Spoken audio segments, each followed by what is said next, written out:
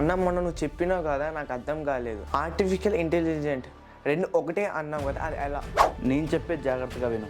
నేను చెప్పింది వింటే నిజం అంటావు. నీ లాజిక్స్, నీకు తెలిసిన సైన్స్ అంతా మడత పెట్టి జోలో పెట్టుకో. మనం చనిపోయే ముందు మన బ్రెయిన్ ప్రోయాక్టివ్గా పనిచేసిద్దంట. అంటే ఆరిపోయే దీపానికి వెలుగు ఎక్కువ అన్నట్టు. మనం చనిపోయిన 4 నుంచి 6 నిమిషాల్లో మన బ్రెయిన్ కూడా చనిపోతుంది. ఇది మన డాక్టర్స్ చెప్తారు.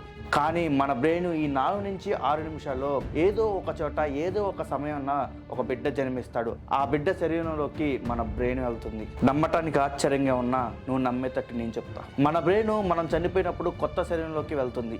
వెళ్ళినప్పుడు మన పాత జ్ఞాపకాలన్నీ డిలీట్ చేసుకుని వెళ్తుంది. మన బ్రెయిన్ చాలా ఇంటెలిజెంట్ రా. పరిస్థితిని బట్టి, కాలాన్ని బట్టి తను మార్చుకుంటుంది. మనిషి పుట్టిన దగ్గర నుంచి బ్రెయిన్ తను డెవలప్ చేసుకుంటూ ఇక మనిషి శరీరం అవసరం లేకుండా కాలాన్ని బట్టి ఏగా రూపాంతరం చెంది స్వతంత్రంగా బతకడానికి రెడీగా ఉంది. మనల్ని బానిసలుగా తయారు చేసుకొని టెక్నాలజీ అనే భూతాన్ని మన మైండ్లో నింపి గొప్పగా చిత్రీకరించి రేపటి ప్రపంచం ఇదే అని చెప్పి తల్లిదండ్రుల చేత పిల్లల్ని బలవంతంగా రుద్దించి కంప్యూటర్లకి బానిసలుగా, అంటే తనకి బానిసలుగా చేసుకుంటుంది.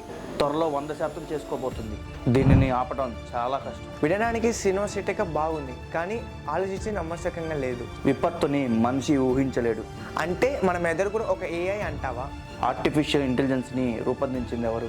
మనిషి. అంటే మనిషి యొక్క మెదడు కాదంటావా? మీరు కాదంటారా? అవునంటారా?